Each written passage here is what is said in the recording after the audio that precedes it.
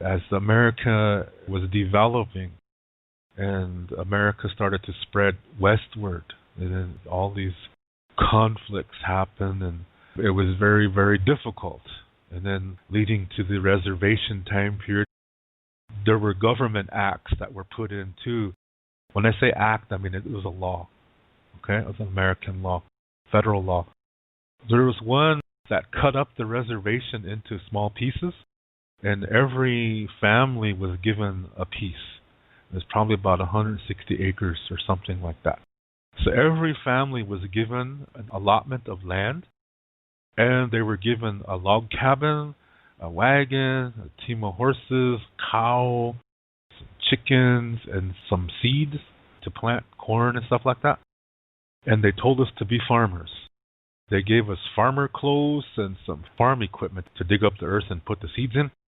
Every family was given these things. That we got these rations from the government. And these rations were really unhealthy food. Got diseases from those. Well, in a lot of the reservations, the land was not fit to be farmed. It was never meant to be farmland. So a lot of Indians, they had no choice. Their families were starving, and some Indians sold their land. And the only people who had land in those days was white people. Or white people who married Indian women, and through their women, they made loans and bought the land.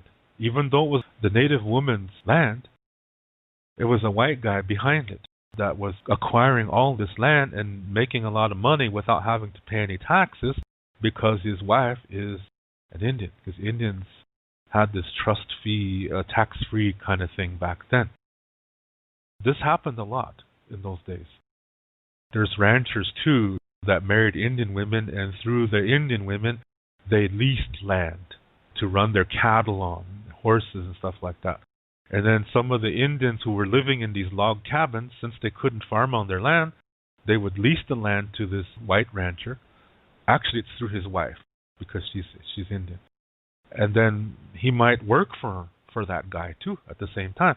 So they still stayed out in their log cabins, is what I'm saying. So people were spread out apart from each other. These log cabins are far apart. 160 acres here. So all these log cabins are spread out. And so they have to work. They have to haul water. They have to cut wood. All day long they're doing things. They didn't really see each other. I mean, the different families. They didn't really see each other. One reason why they looked forward to going to church is because they could see their relatives. And then the priests, they used certain concepts from our culture and they disguised it in Christian mentality. For example, the warrior societies and the women's societies that existed a long time ago. The churches used that same kind of thinking and applied it to Christianity. So you had these men's groups and women's groups, and they got together and met after church, and they did certain things and planned for certain religious events and so forth. So what they did was they took a traditional concept and transformed it into a Christian thing to keep the Indians coming to church. This is how they had the Indians look forward to coming to church. So that's how it was. So they came to church also to see one another because they didn't see each other the whole week. Because some of these guys lived kind of far apart from each other. So that's how they broke down the Teoshpaye. That's how the government broke down the extended family system. And the churches then come in and use their mentality by just taking ideas from traditional society and incorporating it into a Christian way. And that's how, again, this is how a lot of Indians started to accept Christianity. That's tricky, yeah, that's really sneaky. The government and the churches working together like this, that's how they broke us down. So now here it is 100 years later, and it worked. It totally worked. We defeated ourselves. Now we're against each other. Now we try to pull each other down. So it worked. Every time we say things like, well, hey, I'm right and you're wrong, and if you don't agree with me, then you're wrong. And I will prove you're wrong. I'm the solution. And if you're not part of the solution, then you're part of the problem. See, these are all unhealthy, dualistic things to say. It's always putting things into two categories. And that's totally, totally not the same way as our ancestors. In our ancestors' way, there's at least three perspectives to every situation. There's at least three. But in duality, they only present it as two. That's how come it's a problem. So on the reservations, early 1900s, people are starting to go to church now. They're dressing like everybody else, American society. We're all living in log cabins. We're all eating foods that our bodies are not used to. And now we're starting to believe things that are incomplete.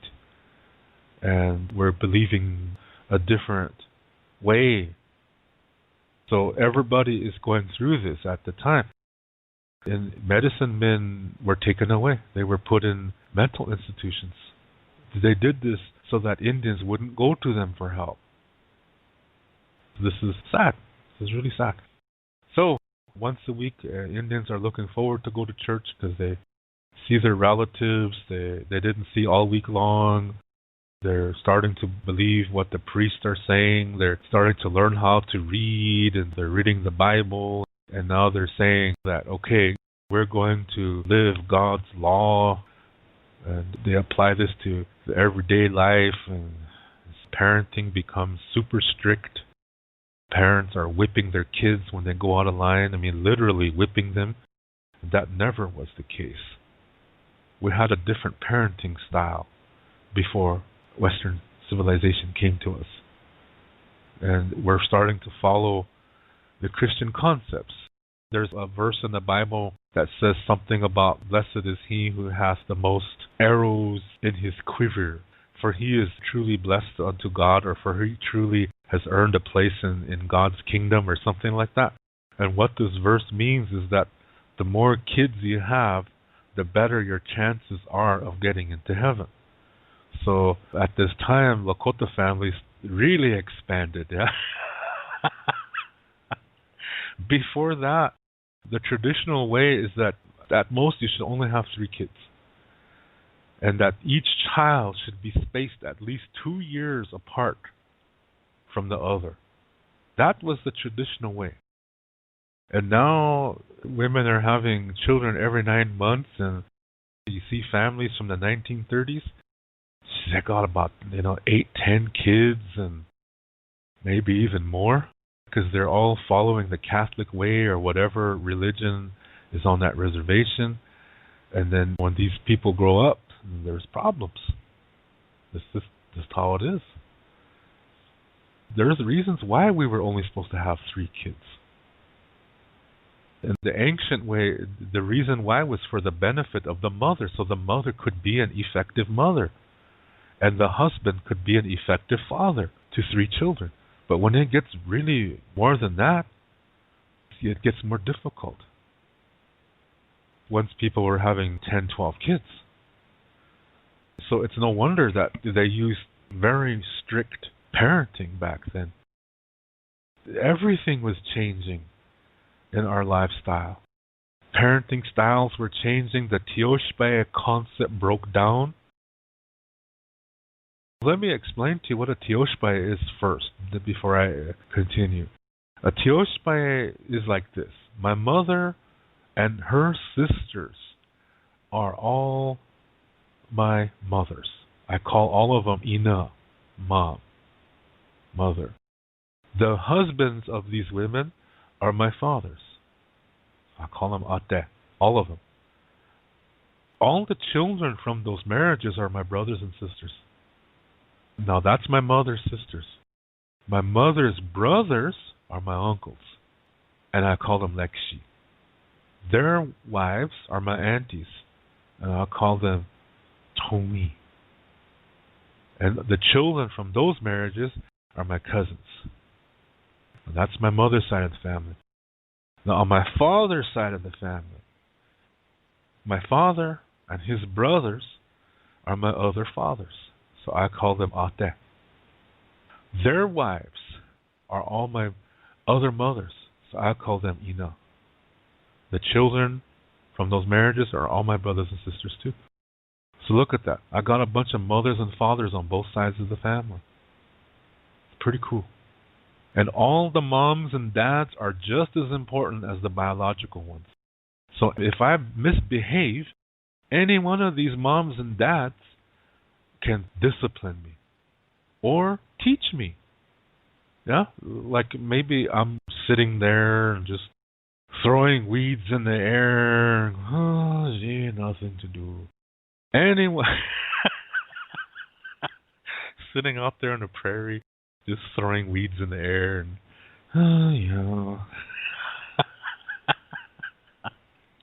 Any one of my fathers can come to me and say, hey, Dave, let's go fishing. Any one of them can do that and take me and teach me how to do something. Or let's go hunting. Any one of them could teach me that. Or I could say, hey, let's make something to help mom do whatever, yeah? He's going to be teaching me something. Any one of my fathers can do that. So that's really a wonderful thing. In our ancient Tioshbae, the community raises the children. See how that works? Pretty cool. My father's sisters, those are my aunties, my other aunties, and all their husbands are my uncles, and those children from those marriages are my other cousins. This is a Tioshbae system.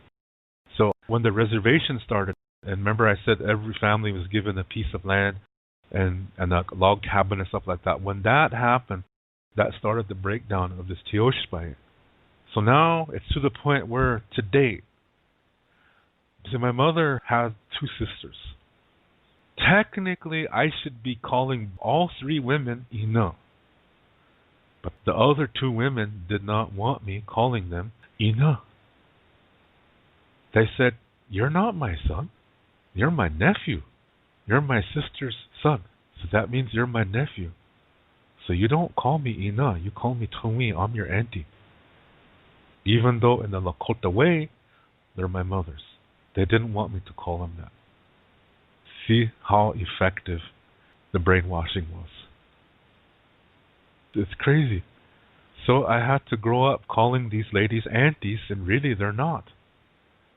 My aunties would be my uncle's wives. So my mother's sisters that were telling me that I was supposed to call them auntie, that's incorrect. But this is how they grew up. So it shows you the brainwashing was very effective. The government and the churches, their plan worked. It destroyed our Tioshbae. The early 1900s, we have a situation where there were certain stories in our world. One had to do with the winter solstice, where the souls gather at the north. Those that want to. The spirits can stay here as long as they want. There's incorrect beliefs that say that when you cry too much for somebody who just died, that it traps them on the earth. That's false. That's totally false. You have no control over somebody else's soul. You never did, and you never will. Nobody does. That would violate natural law. But some souls choose to stay for a time. And when they're ready to continue the next phase of their soul journey, they all gather at the north. In Lakota star knowledge, it says they go north to a place where there's a lot of pine trees. And there they wait for a woman. She's going to come from the stars. Whoever wants to go that year, they're going to be there, and then she comes and gathers them, and they go up to a certain star constellation. And then there's a whole thing that happens from there. I'm not going to go into that part. That's getting into a longer story concerning the journey of the soul. I'm just going to focus on this one part. But this happened on winter solstice. Back then, what people would do is they would put out some food for the relatives who died in the past, that maybe they're going to go now. They do that in the nighttime. And so the soul is not going to eat the food. What the soul is going to do is take the spiritual essence from the food. This is tu. Tu, everybody has that. Your tu connects to your soul. For example, it's in your shirt, it's in your clothes. So if you travel to China and you forget your t-shirt over there, your tone is still there. So even though it's 10,000 miles away, it's still connected to you.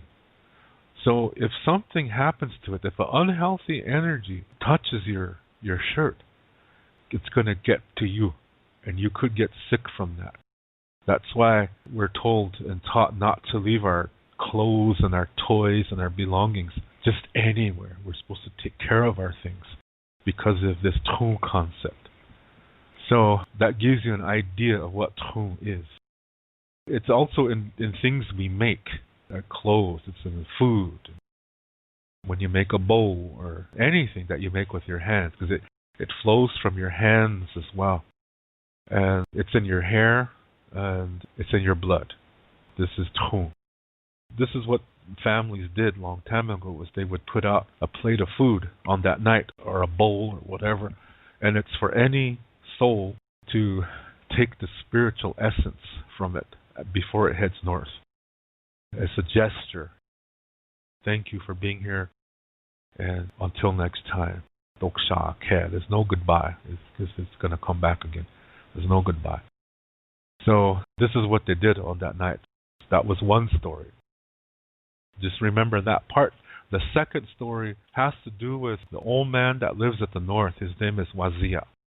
A certain time of the year, which usually happens around the end of January and the beginning of February, and maybe even into March. Sometimes this old man would go crazy because it's so cold, he would lose his mind. So he would come outside and he'd come out naked. That cold made him crazy. So he goes outside and this pack of wolves surrounds him. They're going to try to kill him. They're going to eat him. And so he sees that. But this is a very powerful man. His grandsons made the four directions. And they're grandfathers now too. West, north, east, and south in that order. Those are the four directions. His grandsons made those directions. And they're the ones that created the seasons.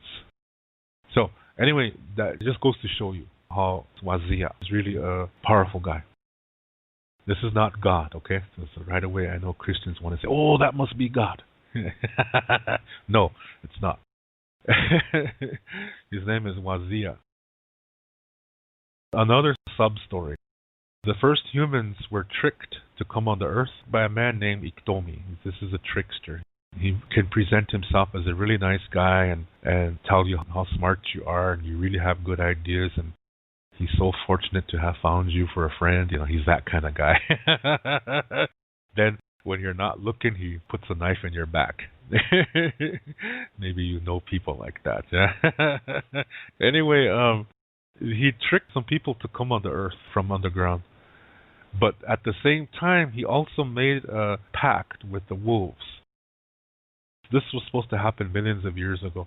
But the wolves were starving. They couldn't find any food. The food was always escaping from them. So they were starving. Their wolf pups were dying because they were starving.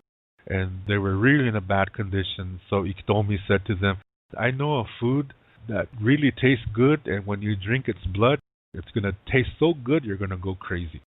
And you're going to want more and more and more. So the wolf said, yeah, right, you're Iktomi. We shouldn't believe you. You're going to trick us. And Iktomi says, no, I said, I promise. But if I keep my end of the bargain, you have to be my allies forever, he says. And so the wolves back down, but then they look at their pups and they're all dying. Pretty soon there's going to be no more wolves. So they decide to take up Iktomi's offer. So Iktomi says, okay, you go to this one place. There's a lot of trees there, but in the center of the trees is a wide open space. Today this is called Treshla in the Black Hills. It's in the center. It's like a prairie in the middle of the mountains, and the prairie is really high. This is the area Iktomi is talking about.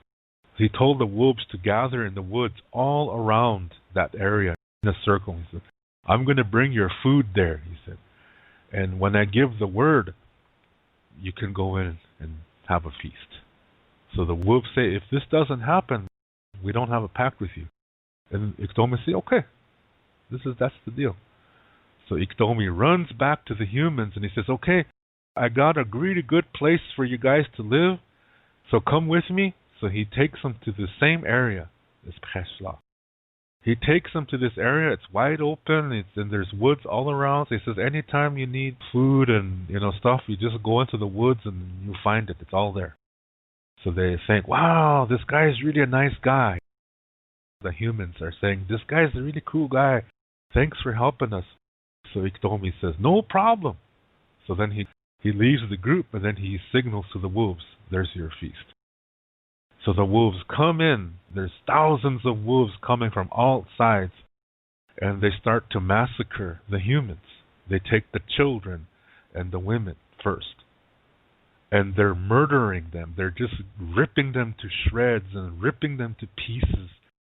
And see, when you do something that's really highly emotional, you're leaving an energy in that location. So if it's something really mean, like a murder or a rape, there's an unhealthy energy that stays there in that location. So here we have thousands and thousands of women and children being slaughtered, and men too. They're being slaughtered by the wolves. And the wolves are drinking their blood, and they say, geez, Iktomi's right. This tastes good. And it drives them into a frenzy. Now, when you do something, whatever it is, there's an energy that's in your communication. Communication is not just things you say, it's things that you do as well. And it becomes a part of you when you communicate. That energy goes out, but it's also inside you too. People feel it when you come around. They say, hey, that guy's a pretty cool guy. They just know it. But it works the other way too, where if you're really unhealthy and you do a lot of killing and stuff like that, people are going to feel that too. And so these wolves, they're slaughtering these humans because they never experienced this before. They don't know how to defend themselves. All they can do is run. They have no weapons. So as they're running, they're being slaughtered. And so this is giving a lot of energy in the area. The wolves are leaving a lot of murderous, unhealthy energy in this area, and it's also in their hair. It goes into their hide. So this energy in killing all these people, it's in their hides. And so when the wolves have babies, that energy is still there from that massacre, from that human massacre in Preshla. This is why wolves are considered a natural enemy to humans in the Lakota way. So for this reason, there is a teaching that says little children and women who are pregnant are not supposed to touch anything that comes from a wolf, because of that energy in their hair can make them sick because of what happened. See, this is generational. This is something the wolves pass on every generation, and it's still there. And this is why they have a natural hunger for humans and thirst for human blood. These are the enemies. This comes from that story. So, now that you know that part, now let's go back to Wazia. As I said, Wazia goes crazy because it's so cold. He goes nuts. He's numb. His mind goes dokcha, you can say, really somehow. He goes outside and this pack of wolves surrounds him. But they don't realize this is Wazia. The wolves think this is just an old man. He's an easy kill. As the wolves circle him, they surround him, they circle him, and they start to jump at him and attack. And as each one lunges at him, he grabs it and breaks its neck and grabs its mouth and pulls it completely off. The lower jaw just pulls it off, and he kills them all. And some of them are injured. He breaks their legs, and they're laying there. They can't run. So while they're alive, he skins the hides off of them, and they're screaming in pain, and he lets them die like that. So then he gets all these wolf furs, and he puts them on himself. He puts them for pants. He makes a pants and a jacket and a cap, completely made of wolf fur. Now he's coming south. He's coming south to kill. Remember, he's crazy. He's lost his mind. So he's coming south. As he gets to a certain point, the winds from his grandson, who lives in the south, start to come up. The southern direction is blowing his winds to the north. As Wazia gets to a certain point, he feels this warmth, and it starts to warm his body. It starts to warm his heart. And then he wakes up from this craziness, like he's coming to. He looks at himself and is like, what the? And he rips off all these wolf furs that he made for pants and the jacket and the cap. He said, what the heck am I doing? So he takes off all this stuff and he burns it up in the fire. Then he makes a sweat lodge ceremony and he goes in there and he does it to purify himself, to get all that energy off from that wolf fur. And also what he did to the wolves, he gets rid of that energy, so he's cleansed from it. Then he comes out, and then he makes an apology to the buffalo people, and he says he's only going to take what he needs, but he's going to use every part of the buffalo. And he apologizes, and he makes skin offerings. He cuts parts of his skin, he puts it in the ground as offering. And he goes and he kills some buffalo, and he processes it. He processes the meat. He makes things out of the buffalo hides, the bones. He makes into toys and things you can use, and the stomachs are going to be used to make soup. And he gives thanks to the buffalo people, and then he apologizes and he says every part is going to be used, and it's going to be used to feed the people. He said none of this is mine. So the buffalo people accept his apology. Then he proceeds further south. So he comes to the people, he goes from village to village, and he gives these things that he made. And he goes to all the little kids, and he's made toys out of the bones. So he gives toys to these little kids, and this is happening just before March, April time period. So the kids are like all happy, so he gives everybody hugs, and he blesses all the women who are going to have babies that spring. They're pregnant. He blesses all these women so that their children will be born healthy and strong. And he sings songs for the kids so they dance. And he does this from community to community. Then he goes back up north. That's a good year, he says. Then he goes back up north to his home. Now that happens around spring equinox. So these two events, these are kind of nice. I mean, at the end of the stories, they're kind of nice. So when the Christian priests on the reservation, when they learned this stuff, they said most of our beliefs are evil, and that means they come from the devil. But they took some of the things that could be kind of Christian. So they took those elements only and left the other part of the story go. But they took those elements and combined it into Christmas. They combined that into Christmas. And so the early days of the reservation, all day long, December 25th, they butcher a cow or something, and the men folks stand outside and they're making soup and tanija soup from the intestines, and the women are inside, they're making things too. And the kids are outside playing in the snow and stuff like that. They go in from time to time to warm up, and then they might have a lunch, and then children play games and stuff on the inside. And when evening time comes, when it's dusk, the sun goes down, they take small plates of food to the cemetery, because usually in those days, the cemeteries were beside the churches. So they would take these plates of food and they would put it on the graves. That's supposed to be for the spirits of the people who are buried in that grave. So you see where that element comes from? That's supposed to happen on the winter solstice, but priests moved that to December 25th. And then they would go back inside. After, they might sing some church songs, and then they go back into the community building, and then they have their feast. And then somebody dresses up like Santa Claus and hands out toys, and they call this guy Wazia. They don't say Santa Claus, they said Wazia. You see, they're taking that concept from the spring equinox event, and the priests moved that to December 25th. So they took elements from these stories and combined it to happen on December 25th. The sad reality was that most of the children didn't know the full story.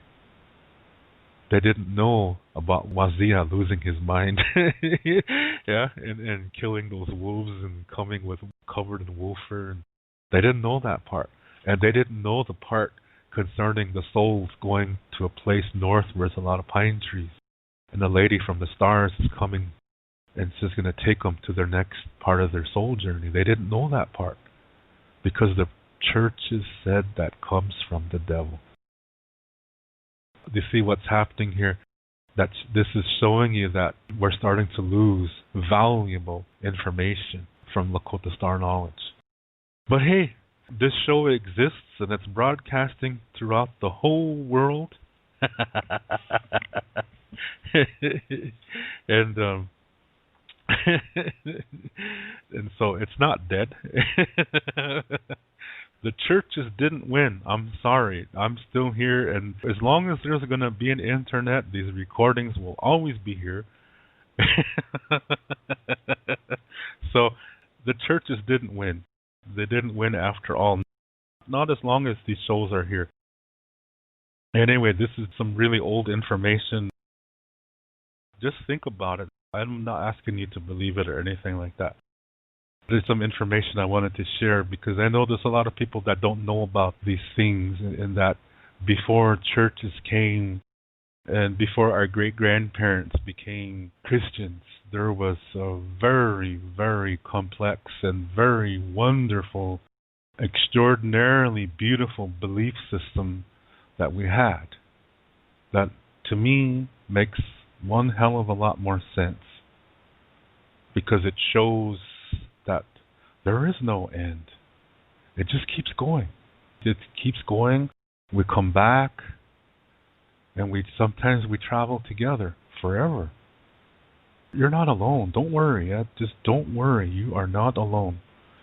If you're listening to this show, I'm with you too. So don't worry.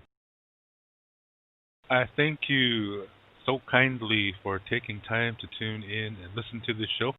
I really do appreciate it, and it's the holiday season. It's time to be happy, be joyful, but also a time that's equally important is to remember those who are hurting, remember those who are suffering. They're going through a real difficult time right now. Please remember them, send good thoughts and prayers to them because the whole human family, we are all together, and what happens to one happens to others. So when we remember them and think of them and send good thoughts and prayers and energies to them, we really are helping them. And sometimes we're in that position too. And it's always nice when somebody thinks of you when you're going through that. All of those who are having a good time to remember those who are going through difficult time, going through sadness, heartbreak, anger, anything that is really hurting them or it's just difficult for them, think of them. The other way is true too, is that when something good happens to you, it's affecting others around you too, depending on what kind of people they are, but generally we celebrate with one another as well. We support one another through difficulty, and we celebrate with one another through good times. This is where our expression comes from when we say the honor of one is the honor of all. This is an old Lakota phrase, and it is true because mitakwe oyate, we are all related. We are all from the human family, and what happens to one affects all. So this is why it's important to think of those who are going through a hard time when you're celebrating. Always keep those in mind who are hurting. Okay? In our way, everything is circular, so we do not have a word for goodbye. So we say, until next time, which in Lakota is Doksha Ake. To read more about Lakota Star Knowledge spirituality, you can read my book called Wichocha Otechike. You can see the book cover on the right side of this screen. This book contains the information to what I talk about on my Lakota spirituality videos. To purchase this book, please click below where it says Show More. Clicking on that link will open up the description below, and there you will see a link called To Purchase My Books. As you will see, it's an eBay link. Click on that eBay link, and there you will see the information to get this book. Lila Pila Mayelo. Thank you very much.